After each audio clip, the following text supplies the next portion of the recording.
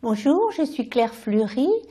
J'ai un blog qui s'appelle Partageons nos fêtes et j'ai écrit un livre, Le guide des fêtes réussies. Aujourd'hui, je vais vous parler de quelque chose que j'aime vraiment beaucoup. Ce sont des cadeaux personnalisés qui sont fabriqués à plusieurs, qui sont fabriqués collectivement.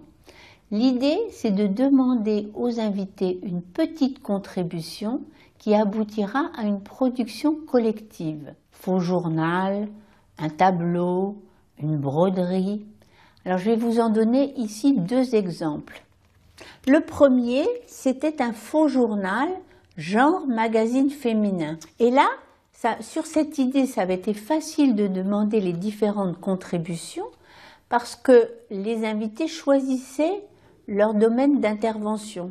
Alors il y en avait qui avaient fait santé, la main tendue, la mode, le sport, et donc tout ça, ça se rapportait à la jeune fille qui fêtait son anniversaire. Alors là, par exemple, on avait un ami qui avait choisi de la rubrique Petites annonces. Alors dans la rubrique Petites annonces, le rédacteur avait fait toutes sortes de petites plaisanteries, des recherches d'objets qu'elle avait perdus, des annonces sur des amoureux, je me souviens plus très bien, mais c'était vraiment très amusant. Donc je vais vous montrer un second exemple. L'objectif, c'était un livre de cuisine qui avait été fait pour une grand-mère, pour rendre hommage aux bons petits plats que préparait une grand-mère. Le même procédé pourrait être utilisé pour un jeune homme qui part à l'étranger ou qui va s'installer seul.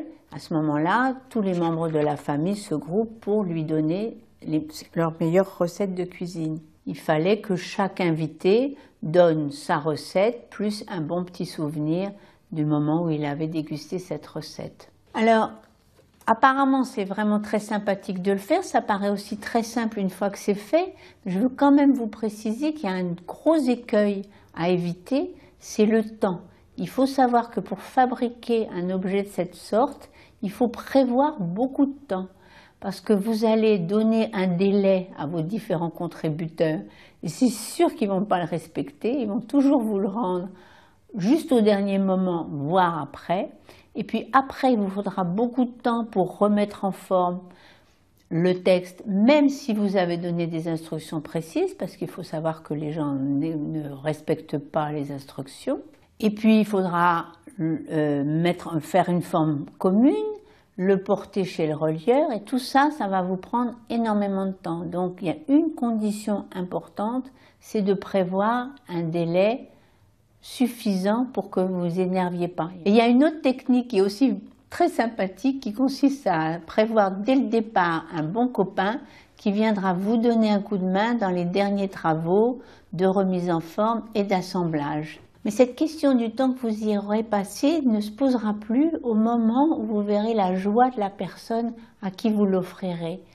Et la joie de la personne ne sera pas unique parce que vous-même, vous y aurez pris un plaisir infini à vous remémorer tous les bons souvenirs que vous évoquez dans ce livre.